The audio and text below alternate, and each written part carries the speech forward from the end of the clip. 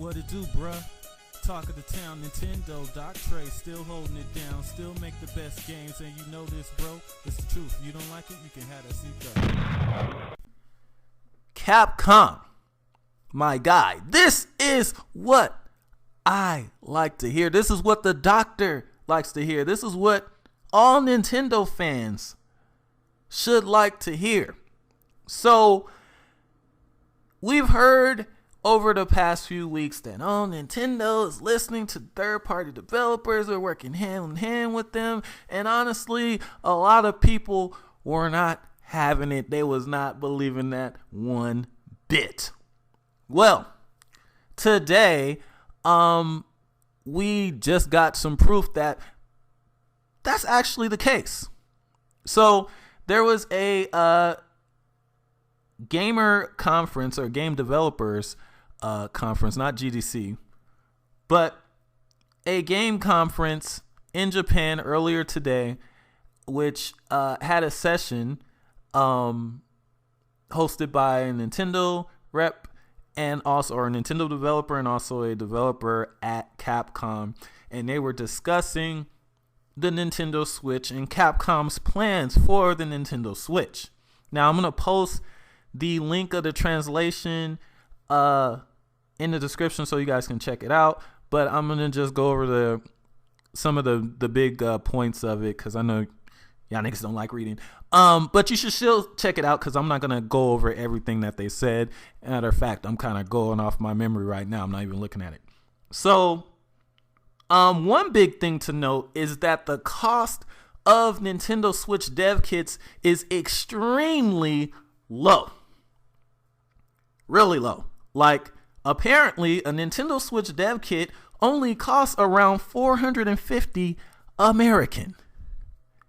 Now, by comparison, a PlayStation 4 dev kit is around $2,500, and for some odd reason, a Nintendo Wii U dev kit was $5,000 freaking dollars. Yeah, so we're going from $5,000 to $450 to $500. That is a massive decrease. Okay, that's huge.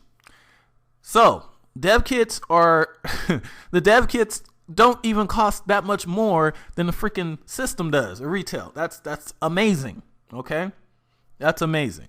Now, another thing that was pointed out is that Capcom actually worked with Nintendo while developing the system.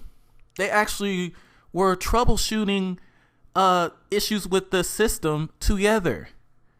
And apparently the Ultra Street Fighter 2 runs on their MT framework engine, and they had it up and running on the system pretty damn fast. They said that on the Wii U, it took them, I think they said 3 or 4 months with 4 people.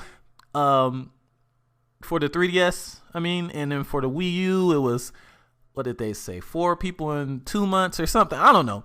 But what it came down to the Nintendo Switch, they said it was so much easier that they had the engine up and running with 2 people in just 1 freaking month.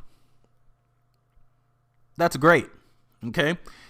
Even better is that apparently Capcom is the one that told Nintendo to go with more RAM.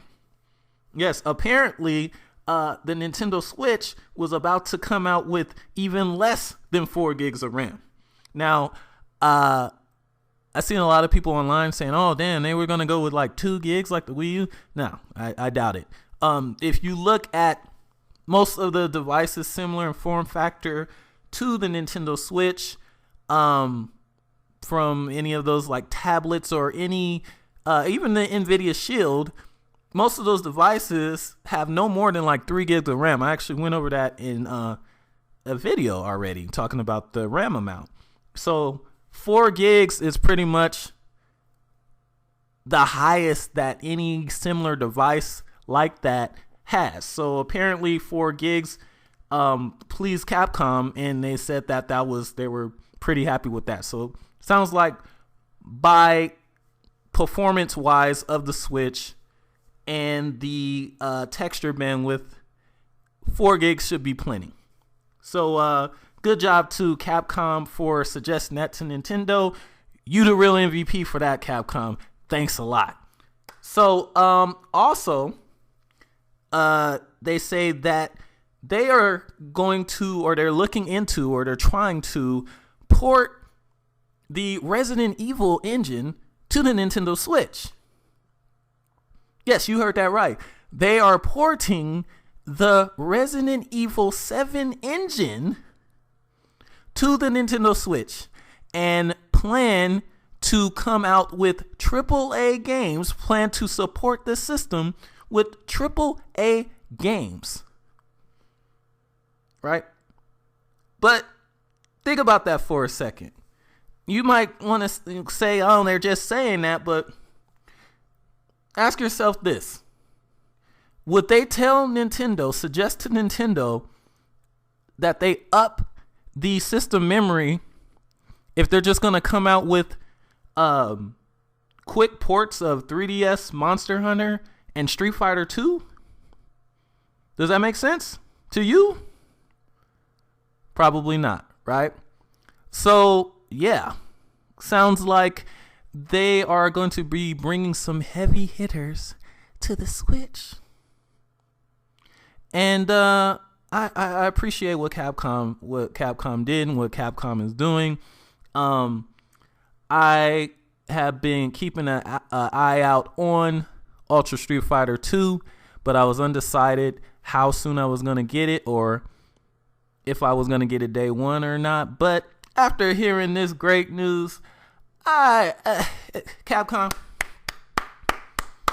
I'm going to buy that game day one. I don't give a damn if it's $40. I don't care if it's worth $40. I appreciate what you did for the Switch, and I'm going to be buying that day one. Have that seat.